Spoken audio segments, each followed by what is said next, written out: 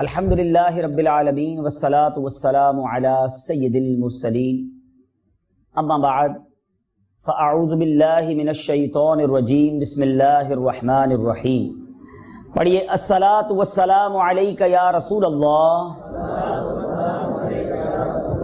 وعلی آلک واصحابک یا حبیب اللہ. الصلاۃ والسلام علیک یا نبی اللہ وعلی آلک واصحابک یا نور اللہ. میرے میٹھے اور پیارے اسلامی بھائیوں اور مدنی چینل کے ناظرین، روض الریاحین میں ایک بڑا ہی ایمان افروز اور سبق آموز واقعہ موجود ہے. ڈاکوؤں کا ایک گروہ ڈکیتی کے لیے ایسے مقام پر پہنچا کہ جہاں کھجور کے 3 درخت تھے. ایک درخت خشک تھا بغیر کھجوروں کے. ڈاکوؤں کے سردار کا بیان ہے کہ میں نے دیکھا کہ ایک چڑیا پھلدار درخت سے اڑتی اور خشک درخت پر جاتی، دوبارہ واپس آئی پھلدار درخت پر، پھر اڑ کر خشک درخت پر، پھر پھلدار درخت پر، پھر خشک درخت پر. وہ بیٹھا دیکھتا رہا کہ ماجرا کیا ہے، یہ چڑیا بار بار کئی بار پھلدار درخت سے خشک درخت پر کیوں بار بار آ رہی ہے. اس سے رہا نہ گیا، کہتا ہے میں خشک درخت پر چڑھ گیا، دیکھو تو سی بات کیا ہے، یہ کیوں بار بار آتی ہے. اب جب اس نے خشک درخت پر چڑھ کر دیکھا تو دیکھا وہاں ایک اندھا سانپ منہ کھولے بیٹھا تھا اور چڑیا پھلدار درخت سے کھجور لے کر آتی اور اس کے منہ میں رکھ دیتی. اب یہ حیران، اور پھر اسے احساس ہوا اور یہ دیکھ کر وہ رو پڑا اور اللہ عز و جل کی بارگاہ میں عرض کرتا ہے یا الہی، ایک طرف یہ سانپ ہے جس کو مارنے کا حکم تیرے نبی محترم صلی اللہ تعالی علیہ وسلم نے دیا ہے، مگر جب تو نے اس کی آنکھیں لے لی تو اس کے گزارے کے لیے ایک چڑیا کو مقرر کر دیا، یعنی تو نے اس کے رزق کا انتظام کیا. میرے مولا میں تو تیرا بندہ مسلمان ہوں، اس کے باوجود مسافروں کو ڈرا دھمکا کر لوٹ لیتا ہوں. اس وقت غیب سے آواز آئی، اے فلاں، توبہ کے لیے میرا دروازہ کھلا ہے.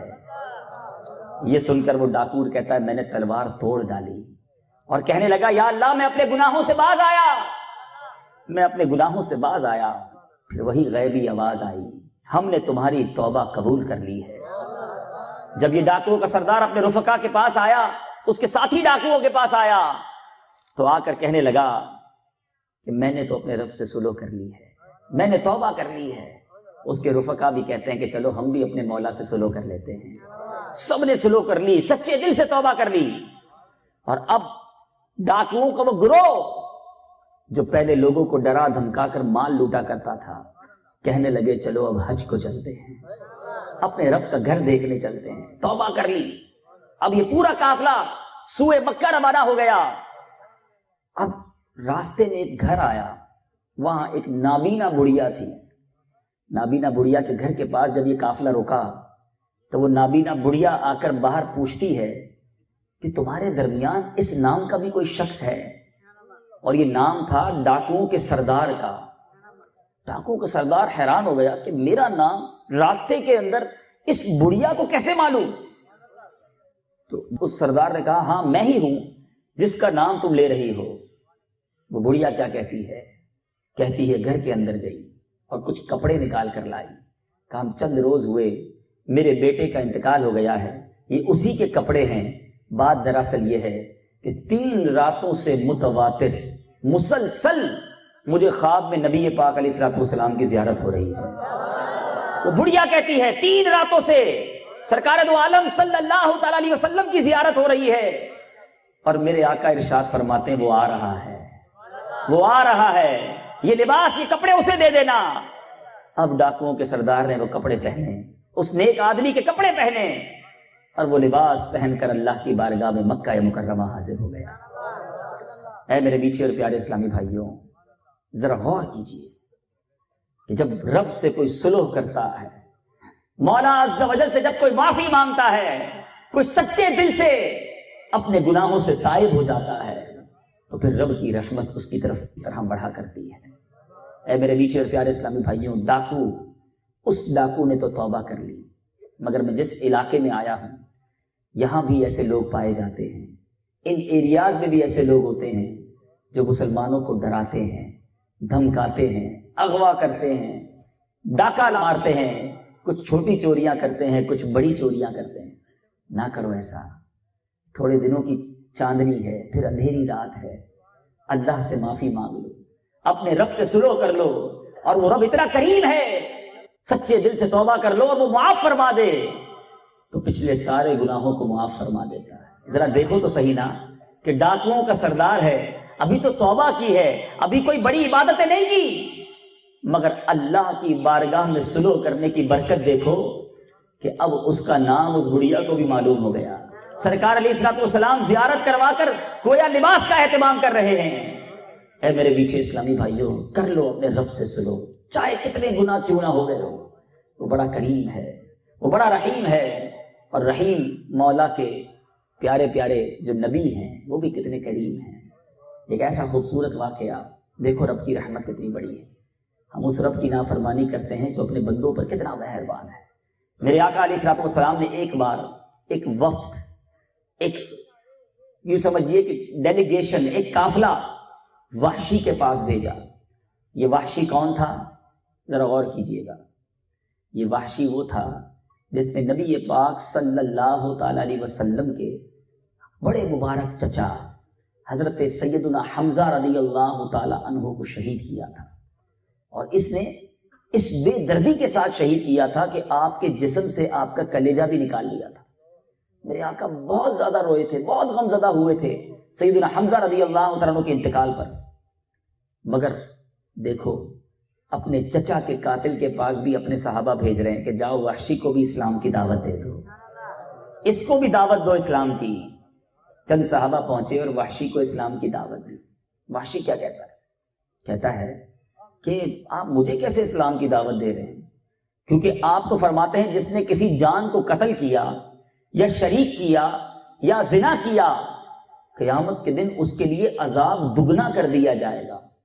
میں نے تو یہ تینوں گناہ کیے ہوئے ہیں، قتل بھی کیا ہے، اللہ کا شریک بھی ٹھہرایا، بدکاری بھی کی ہے، تو میرا کیا بنے گا؟ میرے لیے کوئی رخصت ہے تو اسلام قبول کروں نا۔ اللہ تبارک و تعالیٰ نے آیت مبارکہ نازل فرمائی، الا من تاب وآمن وعمل عملا صالحا، ترجمہ کنز الایمان، مگر جو توبہ کرے اور ایمان لائے اور اچھا کام کرے۔ نبی پاک علیہ الصلوۃ والسلام نے قاصد کے ذریعے یہ آیت بھجوائی وحشی کو۔ ہیں ذرا سوچئے تو صحیح، کوشش کس پر کی جا رہی ہے کہ جو چچا کا قاتل، جو دشمن مصطفیٰ رہا، اور پھر دوسری بات وہ نیگوشیشن کر رہا ہے، مذاکرات کر رہا ہے کہ میں کیسے ایمان لاؤں، میرے لیے پہلے کوئی راستہ نکالیے۔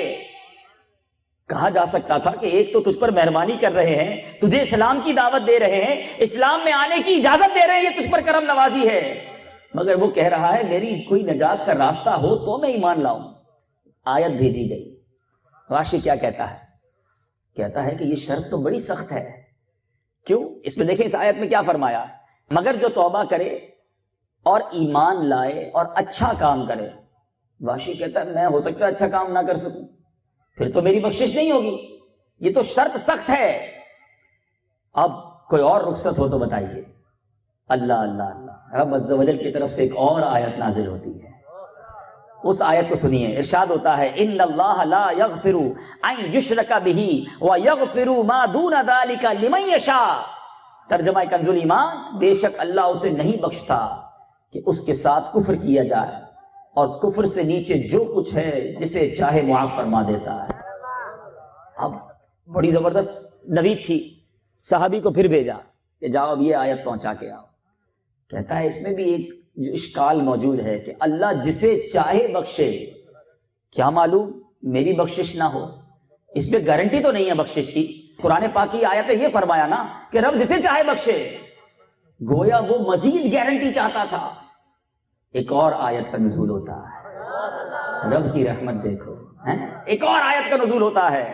آیت کیا ہے؟ قل یا عبادی الذین اسرفوا علی انفسهم لا تقنطوا من رحمت اللہ ان اللہ یغفر الذنوب جمیعا انہ هو الغفور الرحیم.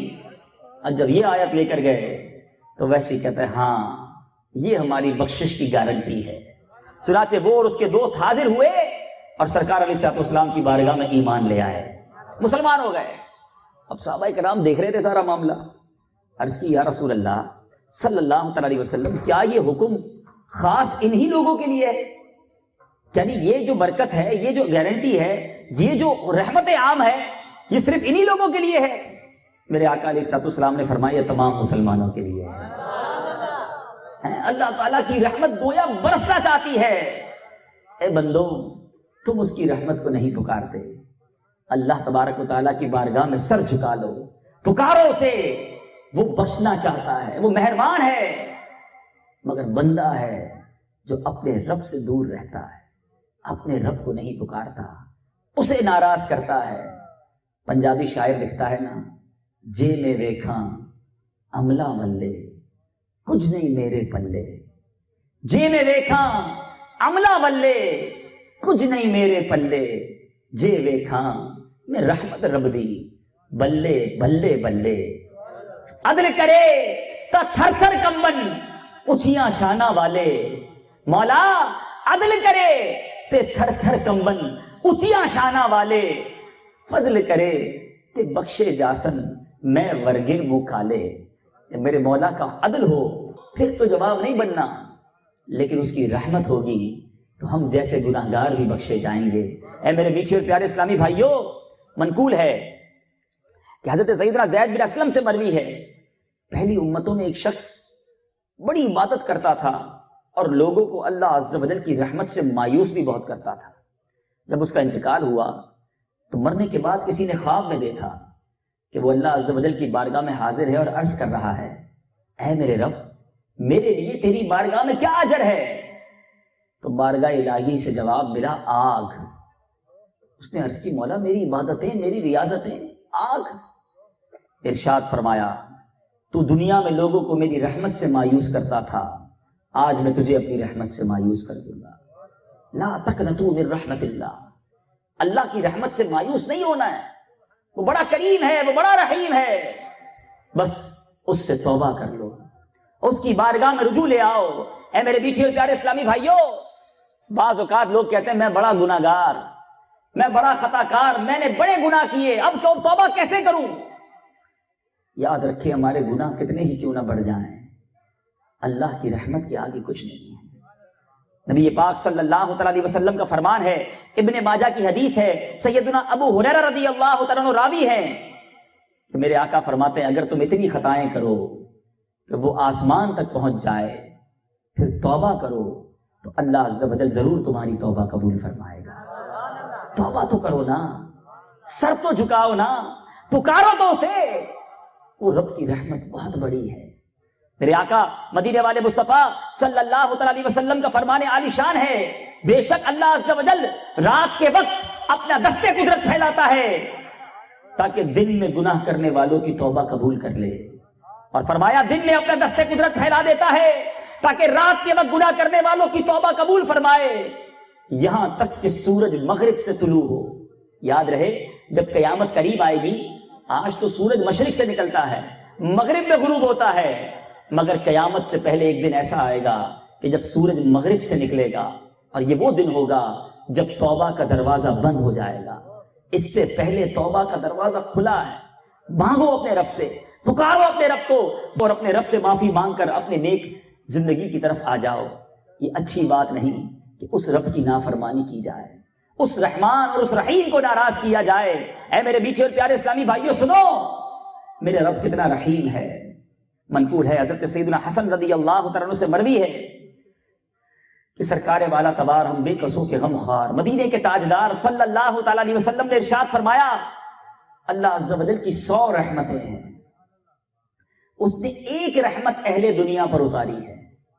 اب تک اللہ نے ایک رحمت اتاری ہے, غور سے سنیے, اور اس ایک رحمت کی برکت کیا ہے کہ اس رحمت کی برکت سے آج جو ہمارے اندر آپس میں پیار ہے, ماں اپنے بچوں کو چاہتی ہے، باپ اپنے بچے سے پیار کرتا ہے، جانور اپنے بچوں سے پیار کرتے ہیں، یہ سب اس ایک رحمت کا صدقہ ہے۔ اللہ نے 99 رحمت قیامت کے لیے بچا رکھی ہے۔ روایتوں میں آتا ہے کہ اللہ کی 100 رحمتوں میں سے اس نے ایک رحمت دنیا پر اتاری تو وہ انہیں ان کی موت تک کافی ہوگی۔ اللہ عز و جل اس رحمت کو قیامت تک روکے رکھے گا، پھر قیامت کے دن اسے 99 رحمتوں میں ملا کر اپنے اولیاء کرام اور اطاعت گزاروں کے لیے 100 رحمتیں مکمل فرما دے گا۔ اتنی رحمتیں ہیں میرے رب کی، مگر اس رحیم رب کو ہم ناراض کرتے ہیں۔ اے میرے بیچ پیارے اسلامی بھائیوں، ایک بار پیارے آقا علیہ الصلوۃ والسلام کو سیدنا عمر فاروق رضی اللہ تعالیٰ عنہ نے روتے دیکھا۔ آقا آنسو بہا رہے تھے۔ عرض کی یا رسول اللہ صلی اللہ تعالیٰ علیہ وسلم آپ کیوں رو رہے ہیں؟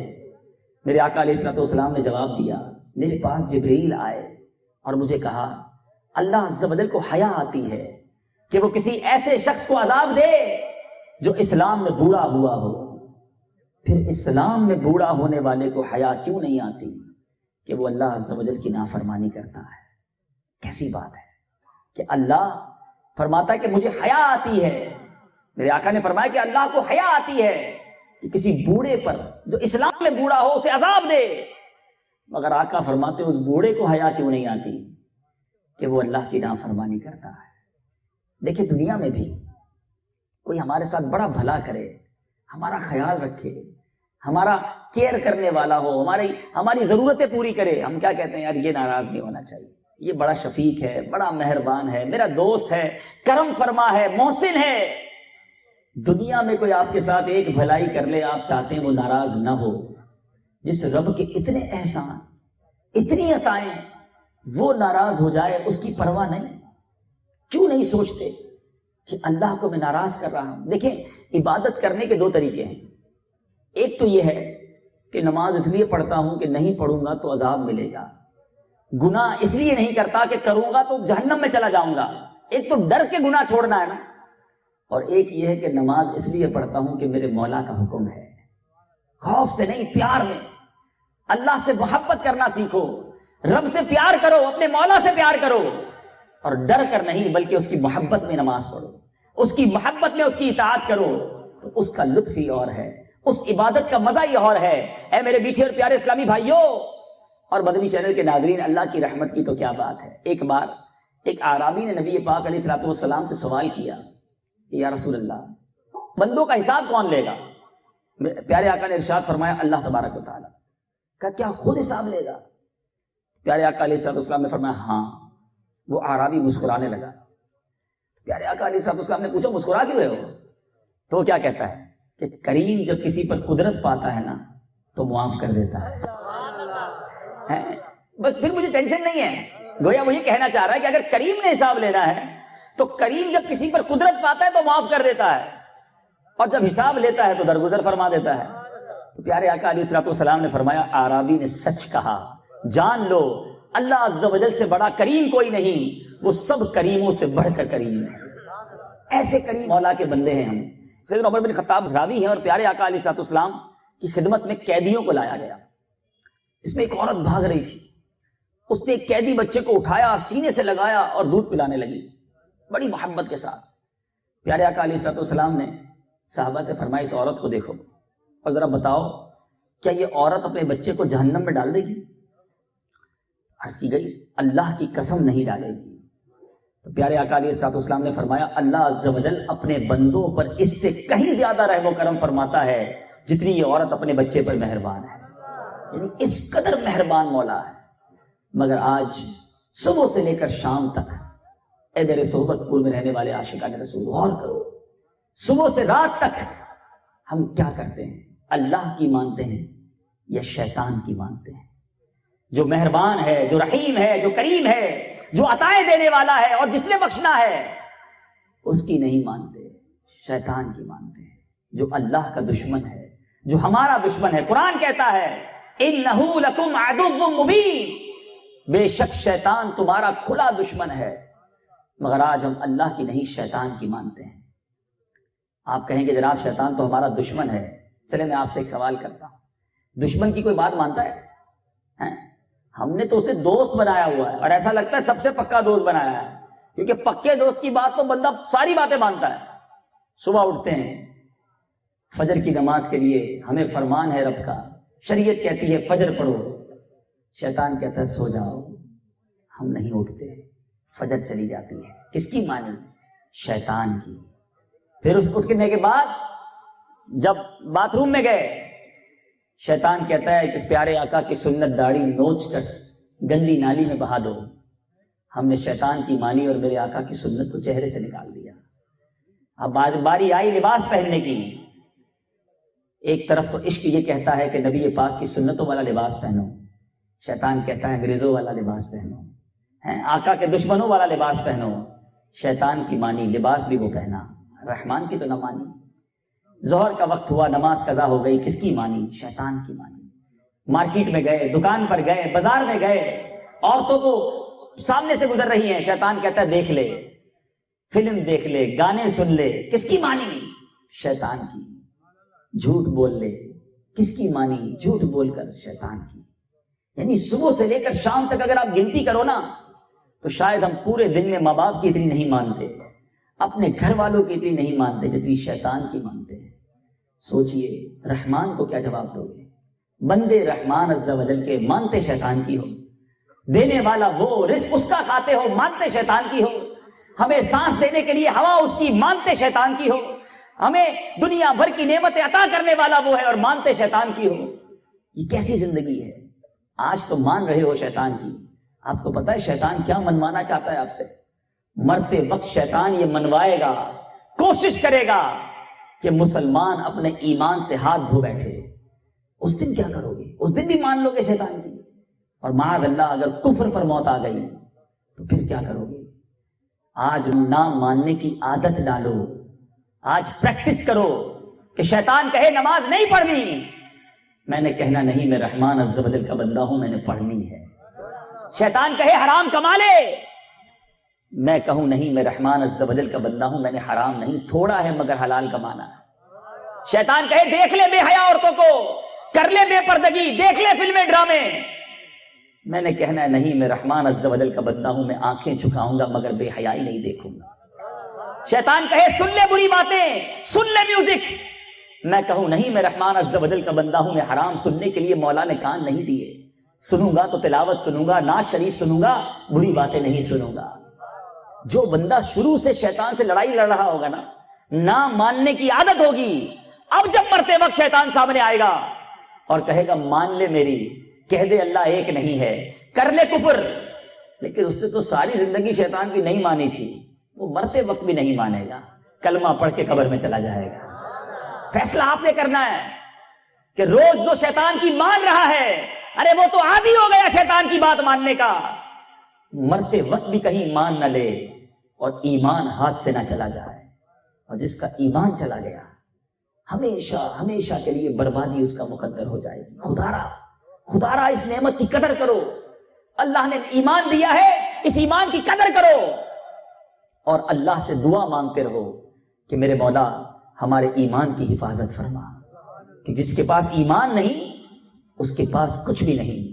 اے میرے میٹھے اور پیارے اسلامی بھائیوں، جو توبہ کرتا ہے نا، اللہ تعالیٰ اس کے دن پھیر دیتا ہے، اس کی مشکلیں آسان کر دیتا ہے، اس پر کرم کے دروازے کھول دیتا ہے، لوگوں کے دلوں میں اس کی عزت ڈال دیتا ہے۔ حضرت حبیب عجمی بڑے سود خور، بڑا گناہگار، ان کی عادت تھی کہ جب سود وصول کرنے لوگوں سے جاتے نا تو پیسے نہیں ہوتے تو گھر کا سامان لے آتے۔ ایک بار گئے سود لینے کے لیے، پیسے نہیں تھے کسی کے گھر میں، تو کھانے پینے کی چیزیں لے آئے اور گھر والوں کو کہا کہ کھانا بناؤ۔ جب گھر والوں نے کھانا بنایا، وہ سارا کا سارا کھانا خون بن گیا۔ تو گھر والوں کو کہا یہ کیا ہو گیا؟ اب آپ جب سود لینے گئے تھے نا تو وہاں بچے راستے میں کھیل رہے تھے، آواز لگائی دور ہو جاؤ دور ہو جاؤ، حبیب سود خور آ رہا ہے، کہیں اس کے پیروں کی مٹی ہم پر نہ گر جائے اور ہم پر بھی اللہ کی لعنت نہ اتر آئے۔ دل پر چوٹ لگی کہ بچے مجھے برا کہتے ہیں، اور گھر آئے تو کھانا بھی خون بن گیا۔ دل پر چوٹ لگی، آپ کی زوجہ نے کہا کمبخت، حرام لاتے ہو تو اس کا بننا یہی تھا، اگر میرا یہاں بھی کوئی بھائی سود کا کام کرتا ہے تو توبہ کر لے، یہ سود اللہ سے جنگ ہے۔ سود کا کام کرنے والا رب سے جنگ کا اعلان کرتا ہے۔ ارے کبھی کوئی رب سے جنگ کر کے بھی جیتا ہے؟ تباہی مقدر ہوگی، حدیث پاک کا خلاصہ ہے سود کے 70 درجے ہیں اور اس میں کمتر درجہ یہ ہے کہ بندہ اپنی ماں کے ساتھ بدکاری کرے. اتنا برا فعل نہ کرو، یہ کام توبہ کر لو. حبیب اعجمی نے بھی توبہ کی. خیال آیا کہ کیا کرتا رہا میں ساری زندگی، سود کھاتا رہا، سود جمع کرتا رہا. سچی توبہ کی. اب جب باہر نکلے تو کچھ بچے کھیل رہے تھے. بچے آواز لگاتے ہیں دور ہٹ جاؤ، حبیب اعجمی آ رہے ہیں، کہیں ہمارے پیروں کی مٹی ان کے پیروں پر نہ گر جائے، ہم گناہگار نہ ہو جائیں. ود ان اے منٹس، ابھی تو توبہ کی نا. اللہ کی رحمت دیکھو، لوگوں کے دلوں میں عزت ڈال دی. ایک شخص سیدنا عمر فاروق رضی اللہ تعالیٰ کا دور ہے، شرابی، ہاتھ میں شراب کی بوتل ہے. حضرت عمر فاروق نے دیکھ لیا کہ ہاتھ میں بوتل ہے. آپ نے اسے روکا، کہا بتاؤ اس میں کیا ہے. وہ شرابی سوچ رہا تھا کہ اگر حضرت عمر کے ہاتھ آ گیا اور ریڈ ہینڈ رنگے ہاتھوں پکڑا گیا، شراب بھی ساتھی ہے، بننا کیا ہے. اب خیال آیا، توبہ کرنے لگا، میرے مولا مجھے معاف کر دے. دل ہی دل میں کوئی ہاتھ نہیں اٹھائے. دیکھو توبہ کرنے کے لیے کچھ زیادہ نہیں کرنا، بس دل ہی دل میں سچی توبہ، ندامت، وعدہ اپنے رب سے. وہ شرابی اپنے دل ہی دل میں وعدہ کر رہا ہے. حضرت عمر سامنے کھڑے ہیں، میرے مولا آج بچا لے، آج بچا لے، اب نہیں پیوں گا شراب، بس آج حضرت عمر کے سامنے بے عزت ہونے سے بچا لے، اب نہیں کروں گا مالک. اپنے اللہ سے وعدہ کیا نا، بندہ اور رب کا ناتا تھا، کنیکشن دیکھو. کہتا ہے حضرت عمر سے حضور اس بوتل میں سرکہ ہے، شراب نہیں ہے. حضرت عمر نے کہا بوتل دکھاؤ مجھے. اب کیا حالت ہوگی اس کی، اس نے اللہ کا نام لیا ہوگا، رب کو کس حالت میں پکارا ہوگا. وہ شراب کی بوتل نکال کر دیتا ہے ان کے ہاتھ میں. حضرت عمر دیکھتے ہیں وہ شراب کی بوتل سرکے میں تبدیل ہو گئی تھی. یہ ہے میرا رب، وہ پردے ڈالنا چاہتا ہے. ہم ہیں کہ نہیں پکارتے اسے، نہیں مانگتے اس سے معافی. اے شراب پینے والوں، اے نشہ کرنے والوں، چھوڑ دو یہ گندی شراب. یہ شراب تمہاری عقلوں کو معاف کر رہی ہے اور جہنم کا سامان بنا رہی ہے. میرے رب نے لعنت فرمائی ہے شراب پینے والوں پر، میرے آقا نے لعنت فرمائی ہے شراب پینے والوں پر. نہ پیو شراب، صبر کر لو، یہاں گندی شراب نہ پیو. رب نے جنت میں شراب طہور تیار کر رکھی ہے. جو خوش نصیب جنت میں جائیں گے وہ پاکیزہ شراب پیئیں گے. نہ پیو یہاں گندی شراب، اور پکارو اپنے رب کو، معافی مانگو اس سے. ارے وہ لمحوں میں تقدیر بدل دیتا ہے. جو لوگ یہ سوچتے ہیں بڑے گناہگار ہیں، ایک ایسا شخص بھی گزرا، حدیث پاک کا واقعہ ہے جس کا خلاصہ یہ ہے کہ ایک شخص نے 99 قتل کیے. سوچنے لگا کہ کیا میری توبہ قبول ہو سکتی ہے؟ 99 قتل. ایک شخص کے پاس جس کو لوگ بزرگ کہتے تھے، عالم نہیں تھا، وہ جا کر کہا کہ میں نے 99 قتل کیے ہیں، میری توبہ ہو سکتی ہے؟ کہا کہ 99 قتل کیے، تیری توبہ بالکل نہیں ہو سکتی، تو بڑا گناہگار. اس گناہگار نے کہا 99 تو ہو گئے، چلو سینچری بھی پوری کر لیتے ہیں. اور اسی بندے کو مار دیا. 100 قتل کر لیے. اب خیال آیا 100 قتل کر لیے، غلطی ہو گئی، معافی مانگنی چاہیے. اب کیا کروں؟ کسی اور کے پاس گیا، کہا ایسا کرو توبہ تو قبول ہو جائے گی، فلاں مقام پر نیک لوگ رہتے ہیں، ان نیکوں کے پاس چلے جاؤ، وہاں جا کر رب سے توبہ کرو، رب کریم ہے، تمہاری توبہ قبول کرے گا. 100 بندوں کا قاتل، ابھی نمازیں پڑھنا، عبادتیں کرنا، کوئی بڑی نیکیاں کرنا شروع نہیں کی اس نے، نیکوں کی بستی کے راستے کی طرف چلا، راستے ہی میں اس کا انتقال ہو گیا. میرے رب کی رحمت دیکھو، رحمت کے فرشتے بھی آ گئے، عذاب کے فرشتے بھی آ گئے. عذاب کے فرشتوں نے کہا ہم لے جائیں گے، 100 بندوں کا قاتل ہے. رحمت کے فرشتوں نے کہا ہم لے جائیں گے، توبہ کی نیت کر لی تھی، اللہ سے سلو کی نیت کر لی تھی. اب رب کی رحمت دیکھو، ارشاد ہوا جگہ کو ناپو، زمین ناپو، اگر گھر کے قریب ہے تو جہنم کے فرشتے، عذاب کے فرشتے لے جائیں، اور اگر میرے نیک لوگوں کی بستی کے قریب ہے تو رحمت کے فرشتے لے جائیں. اب زمین ناپی جا رہی ہے. روایتوں کے الفاظ ہیں رب کی رحمت بھی یہ چاہتی تھی کہ اس کی بخشش ہو جائے، زمین کو سمیٹ دیا گیا. زمین کو حکم ہوا کہ سمٹ جاؤ. جو نیک بندوں کی بستی تھی جب ناپا گیا، یہ بندے کا لاشا اس نیک بستی کے قریب تھا، حکم ہوا کہ رحمت کے فرشتے لے جائیں. ایک گناہ میرا ماں پیو ویکھے، میں نے عمری منہ نہ لاوے، لکھ گناہ میرا مالک ویکھے، وہ پھر بھی پردے پاوے. میرا مالک کتنے گناہ دیکھتا ہے ہمارے، پھر بھی ہم پر پردے ڈالے ہوئے ہیں، پھر بھی بخشش کے در کھلے ہوئے ہیں۔ دنیا میں ایک بار ہمیں کسی کو ہم ستا دیں، 2 بار کسی کی نہ مانیں، 3 بار کسی کی نافرمانی کریں، وہ کہتا ہے اب بات نہیں کروں گا، اب میرے سامنے مت آنا، اب مجھے منہ نہ دکھانا۔ میرے رب کی رحمت تو دیکھو، 70 سال کا بوڑھا ساری زندگی گناہ کرے، مرنے سے پہلے سچی توبہ کر لے، میرے مولا اس کی بھی بخشش کر دیتا۔ کر لو توبہ، مانگ لو معافی۔ ہو سکتا ہے آپ کے ذہن میں یہ خیال آ رہا ہو کہ توبہ تو کرنی ہے مگر عمر کے آخری حصے میں کر لوں گا، میں بوڑھا ہو کر نماز پڑھ لوں گا، میں اپنی عمر گزار لوں، ابھی تو انجوائمنٹ کے دن ہے، ابھی جوانی ہے، پھر مزے کرنے کے بعد آخری عمر میں اللہ اللہ ہی کروں گا، میں مسجد کا کونا سنبھال لوں گا۔ اے نوجوانوں، میں تم سے بات کرنا چاہتا ہوں، مجھے بتاؤ کیا تمہارے پاس کسی کے پاس اس پورے مجمع میں گارنٹی ہے تو ہاتھ اٹھائے کہ میں 1 سال زندہ رہ سکتا ہوں؟ کوئی ایک ہے یہاں پر؟ کوئی ایسا موجود ہے میرا بھائی جسے یہ بتاؤ میں 1 مہینہ زندہ رہوں گا؟ 1 مہینے کی گارنٹی بھی نہیں آپ کے پاس؟ کوئی ہے جس کے پاس 1 ہفتے کی گارنٹی ہے؟ ہاتھ اٹھائیے۔ کوئی نہیں ہے۔ کوئی ایک جانتا ہے میں صبح تک زندہ رہوں گا؟ ہائے ہائے ہائے ہائے، پتہ آپ کو صبح کا نہیں، اور توبہ کیوں تاخیر کر رہے ہو؟ اگر آج قبر میں چلے گئے تو کل قبر میں چلے گئے تو کیا تیاری کی؟ آگاہ اپنی موت سے کوئی بشر نہیں، سامان 100 برس کا ہے، پل کی خبر نہیں۔ مجھے یہ تو فکر ہے میرا گھر بڑا ہو جائے، مجھے یہ تو فکر ہے میرا کاروبار بڑا ہو جائے، مجھے یہ تو فکر ہے کہ میری زمین زیادہ ہو جائے، میرے بچوں کا مستقبل اچھا ہو جائے۔ ارے ہم میں سے کس کو فکر ہے کہ میری قبر روشن ہو جائے، میرا مولا مجھ سے راضی ہو جائے، میں مر جاؤں تو کہیں پھنس نہ جاؤں؟ کب فکر کریں گے؟ کب جاگیں گے غفلت کی نیند سے؟ کیا نوجوان نہیں مرتے؟ کیا نوجوان قبر میں نہیں جاتے؟ ارے آپ کے ساتھ آج کوئی ہوتا ہے، کل وہ مرحوم ہوتا ہے۔ کیوں نہیں سوچتے کہ میں بھی مرحوم ہو جاؤں گا، میں بھی قبر میں چلا جاؤں گا؟ قبر میں نہیں آئیں گے میرے یہ دوست جو کچہریاں کر کے مجھے بری باتیں سناتے ہیں، قبر میں نہیں آئیں گے میرے یہ دوست جو مجھے فلموں ڈراموں کی طرف لے کر جاتے ہیں، قبر میں نہیں آئیں گے میرے یہ دوست جو مجھے حرام روزی کمانے کے طریقے سکھاتے ہیں، قبر میں نہیں آئیں گے میرے یہ دوست جو آج مجھے برے کاموں کی طرف لے جاتے ہیں۔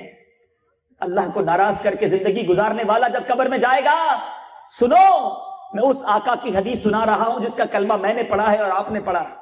میرے آقا فرماتے جس کا مفہوم ہے قبر یا تو جنت کے باغوں میں سے ایک باغ ہوتی ہے یا تو دوزخ کے گھڑوں میں سے ایک گھڑا۔ اے صحبت پور میں رہنے والے عاشقان رسول، مدنی چینل کے ناظرین، سوچئے مرنے کے بعد جس قبر میں میں نے جانا ہے وہ جنت کا باغ ہوگی یا دوزخ کا گھڑا ہوگی؟ کہ نیکیاں کر لی کہ جنت کا باغ ہوگی، ایسے اعمال کر لیے کہ جنت کا باغ ہوگی؟ یہ زندگی تو ایسی گزر رہی ہے کہ قبر جہنم کا گھڑا نہ بن جائے۔ خدا را توبہ کر لیجئے، آ جائیے، پکار لیجئے اپنے مولا کو، وہ رب بڑا کریم ہے، اس کی رحمت برسنا چاہتی ہے۔ آج یہ نیت کر کے جائیے، جتنے میرے بھائی یہاں بیٹھے ہیں، پکی سچی نیت کہ آج کے بعد میری کوئی نماز قضا نہیں ہوگی۔ ایسے نہیں، ایسا نعرہ لگاؤ کہ شیطان مردود یہاں سے دور بھاگ جائے۔ آج کے بعد میری کوئی نماز قضا نہیں ہوگی، فلمیں ڈرامے نہیں دیکھیں گے، گانے باجے نہیں سنیں گے، آقا کی سنتوں کے مطابق زندگی گزاریں گے۔ بلوچستان کے عاشقان رسول، میں نے جب بھی مدنی چینل پر بلوچستان والوں کو دیکھا، جب امیر اہل سنت کی بارگاہ میں آئے تو میں نے ایک بڑی اہم بات، پاپا بھی یہ کہتے ہیں کہ بلوچستان والوں میں بڑا عشق رسول ہے، بڑا عشق مدینہ ہے، یہ بہت پیار کرتے ہیں اپنے آقا سے۔ تو میں آپ سے سوال کرتا ہوں کہ سرکار کا عاشق بھی کیا داڑھی مڈاتا ہے؟ سرکار کا عاشق بھی کیا داڑھی مڈاتا ہے؟ کیوں عشق کا چہرے سے اظہار نہیں ہوتا؟ ارے آپ کا چہرہ تو آقا کی سنتوں والا ہونا چاہیے نا۔ تو آؤ، نبی سے عشق کا تقاضا یہ ہے، محبت کا تقاضا یہ ہے کہ چہرے پر پوری 1 مٹھی داڑھی سجانی ہے۔ آقا کی سنت داڑھی سجاؤ، جس کے چہرے پر داڑھی ہے نا اس کے ثواب کا میٹر جاری ہے، وہ کچھ کرے نہ کرے داڑھی کا ثواب تو جاری ہے نا۔ امامہ سجانے والا کا تو ڈبل ثواب جاری ہے، امامے کا ثواب بھی، داڑھی کا ثواب بھی۔ اب میرے نوجوان بھائی بیٹھے ہیں، وہ سوچ رہے ہوں گے یار بات تو صحیح ہے، لیکن ذرا شادی ہو جائے پھر داڑھی سجا لیں گے، تھوڑی عمر گزر جائے پھر داڑھی سجا لیں گے۔ اچھا چلے یہ بتائیں، قبر میں پیارے آقا کا دیدار ہونا ہے، اور پیارے آقا علیہ الصلوۃ والسلام مبارک داڑھی والے نا، داڑھی والے آقا کی زیارت ہو اور ہمارے چہرے پر داڑھی نہیں ہوگی، کیسا لگے گا؟ اور آقا علیہ الصلوۃ والسلام کا فرمان ہے داڑھی بڑھاؤ، مونچھیں پست کرو، اور حدیث پاک کا خلاصہ ہے میرے دشمنوں جیسا چہرہ نہ بناؤ۔ تو آقا کے دشمنوں والا چہرہ لے کر آقا کے سامنے کیسے جائیں گے؟ تو شاید آپ کے دل میں جواب آ رہا ہوگا کہ قبر میں تو داڑھی لے کر جاؤں گا، یہ سب کی نیت ہوگی۔ کس کس کی نیت ہے کہ قبر میں داڑھی لے کر جاؤں گا؟ اب کس کو پتا ہے کہ میں قبر میں کب جاؤں گا؟ وہ ہاتھ اٹھائے رکھے، باقی نیچے کر لے۔ کوئی ایک ہے جس کو پتا ہے قبر میں کب جاؤں گا؟ کسی کو پتا نہیں ہے۔ اچھا یہ نیت پکی ہے کہ قبر میں داڑھی لے کر جاؤں گا، تو اب خود طے کر لے کہ جب آپ کو یہ پتہ ہی نہیں قبر میں کب جاؤں گا تو پھر آج داڑھی رکھ لینا۔ اگر کل چلے گئے قبر میں تو آپ یہ کہیں گے میں نے نیت تو کی تھی، پتہ نہیں تھا کب قبر میں آنا تھا، اس لیے داڑھی نہیں رکھ سکا۔ تو عقل مند وہی ہے کہ جس کام کا پتہ نہیں اس کو آج ہی کرنا چاہیے، کہ اگر اللہ نہ کرے جلدی موت آ گئی تو داڑھی تو لے کر جاؤں، کچھ ہو نہ ہو۔ ایک سنت ہے یاد رکھنا جو قبر میں ساتھ جائے گی، داڑھی جو ہے یہ وہ سنت ہے جو قبر میں بھی ساتھ جائے گی، اور قبر میں کیا کام کرے گی؟ سبحان اللہ۔ امام عشق و محبت اعلیٰ حضرت لکھتے ہیں لحد میں عشق رخ شہ کا داغ لے کے چلے، لحد میں عشق رخ شہ کا داغ لے کے چلے، اندھیری رات سنی تھی چراغ لے کے چلے۔ یہ قبر میں انشاءاللہ چراغ کا کام کرنی ہے، یہ داڑھی کا ایک ایک بال انشاءاللہ قبر میں نور کا کام کرے گا۔ اب آپ کی مرضی ہے کہ قبر میں جانا ہے اور بغیر داڑھی والا کیسے چلے گا؟ تو آج نیت کریں، یہی دعوت اسلامی کا پیغام ہے۔ آؤ مل کر آقا کی سنتوں پر عمل کریں، یہ مسجدوں کی ویرانیاں ختم کریں، مل کر سب نماز پڑھیں، دوسروں کو نماز کی دعوت دیں۔ اے میرے میٹھے اسلامی بھائیوں، 100 سال پرانی مسجد یہاں پر ہے، میں یہ نہیں پوچھوں گا وہ مسجد آباد کتنی ہے، وہاں فجر میں نمازی کتنے ہوتے ہیں۔ افسوس تو یہ ہے ہمارے سنیما گھر، ہماری تفریح گاہیں آباد ہیں، ہماری مسجد ویران ہیں۔ آؤ مل کر نیت کرتے ہیں، خود بھی نماز پڑھیں گے، نماز کی دعوت کو عام بھی کریں گے انشاءاللہ۔ دعوت اسلامی مسجد بھرو تحریک ہے، اور یہ تحریک انشاءاللہ جاری رہے گی۔ مسجد بھرو تحریک، مسجد بھرو تحریک جاری رہے گی انشاءاللہ۔ صلو علی الحبیب صلی اللہ تعالی علی محمد صلی اللہ علیہ وسلم۔